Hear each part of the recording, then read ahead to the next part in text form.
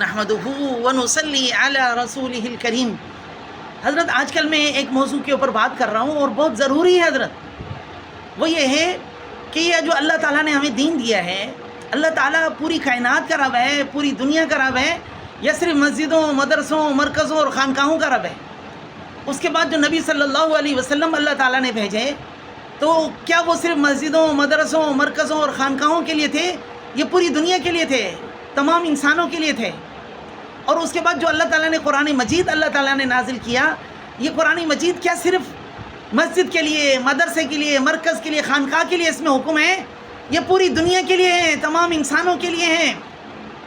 اور اس کے بعد یہ جو دین ہے ہمارے اندر، مجھے کوئی ایک بات ایسی بتا دیں دنیا کی جس میں دین کا کوئی حکم نہ ہو اس کے بارے میں، یعنی اس کے بارے میں دین کچھ نہ کہتا ہو کہ مطلب کوئی ایک چیز ایسی ہے جو دین سے باہر ہے، کچھ بھی ایسا نہیں ہے۔ پھر اس کے بعد یہ فرق کرنے والے کہ یہ دین ہے، یہ دنیا ہے، یہ فرق کس نے کیا حضرت؟ کس نے کیا؟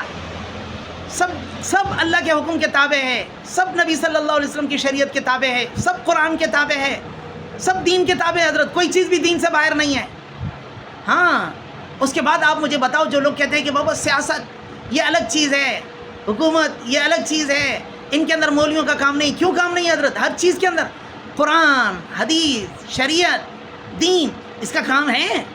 اور خاص طور پر جو لا الہ الا اللہ کے نام پر ملک بنے گا، اس کے اندر تو شریعت اور دین کا نافذ ہونا ضروری ہے، بلکہ اس کی منزل ہے۔